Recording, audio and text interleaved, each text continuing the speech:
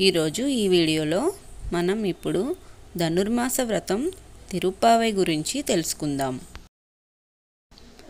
శ్రీ వైష్ణవ సాంప్రదాయంలో వెలలేని వెలకట్టలేని ఆణిముత్యం లాంటిది తిరుప్పావై.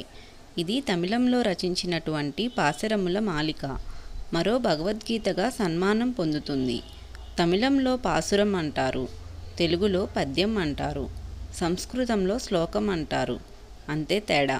ఎందరో మహానుభావులు, పండితులు తమిళంలో ఉన్న ఈ తిరుప్పావై పాసురాలను తమ మాతృభాషల్లోకి అనువాదం చేసి ముక్తిని పొందారు.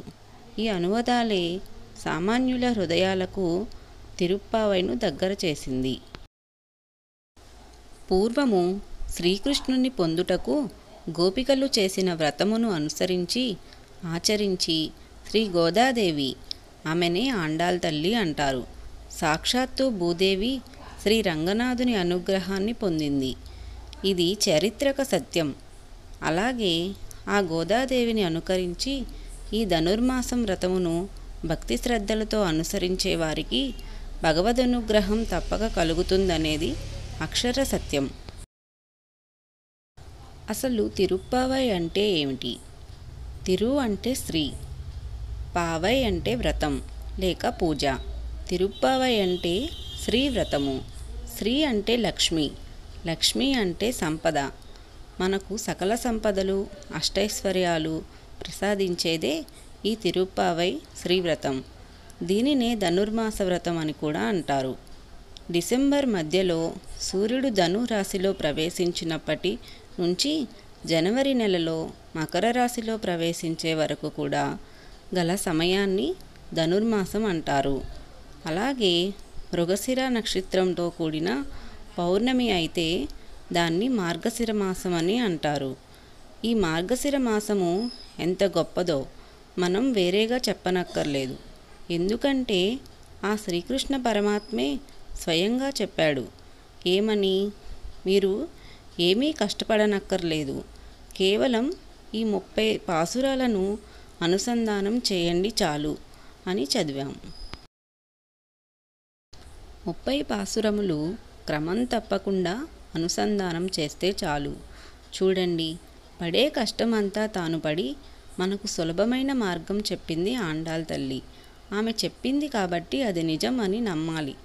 ఆమె స్వామితో చెప్పిందట, నాకు ఎటువంటి ఫలితాన్ని ఇచ్చావో నీ భక్తులు ఎవరైతే ఈ 30 పాసురాలని అర్థం చేసుకొని అనుసంధానం చేస్తారో వాళ్లకు కూడా అదే ఫలితాన్ని ఇవ్వాలి సుమా అని భగవంతుని వేలు పెట్టి చూపించి మరీ అడిగిందట.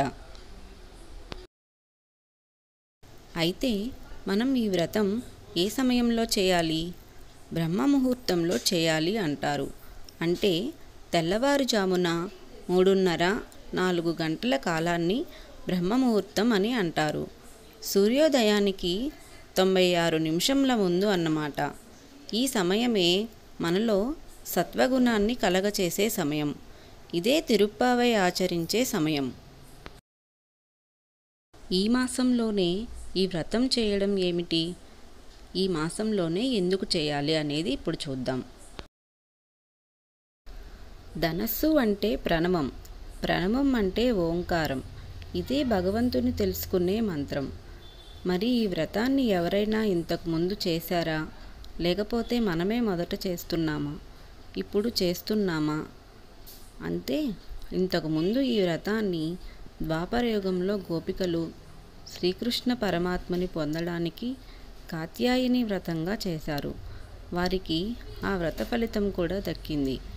రేపల్లెని నందవ్రజం అంటారు. శ్రీకృష్ణుడు అక్కడే ఉంటాడు కదా.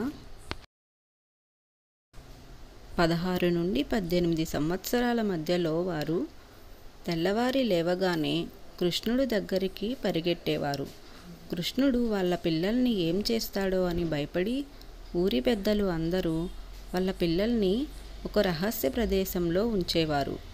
కృష్ణుడు మనలాగా లౌకికమైన కోరికలతో ఆడపిల్లలకు దగ్గరవడు. వాళ్ళకి మోక్షం ఇవ్వడానికి దగ్గరకు తీసుకుంటాడు. మిగతాది రేపటి ఎపిసోడ్లో చూద్దాం. Thanks for watching my video.